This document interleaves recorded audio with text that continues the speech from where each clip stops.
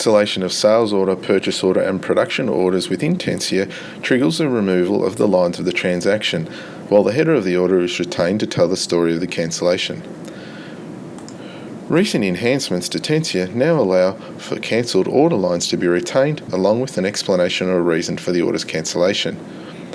System parameters exist in the sales order, purchase order and bill of material modules that specify the number of days to retain these cancelled order lines. A new maintenance program, Maintain Cancellation Reason Codes, allows for the creation of a list of possible reasons for cancellation. Once the system parameters have been set and reason codes maintained, the user will be prompted to select a reason code when cancelling any order or order line. In this example, a sales order is being cancelled from the header of the transaction and a reason code selected to justify the cancellation.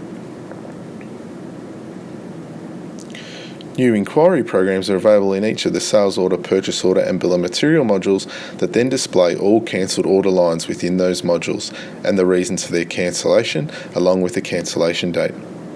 A new inquiry in stock will display all cancelled lines across all modules for a specific stock item.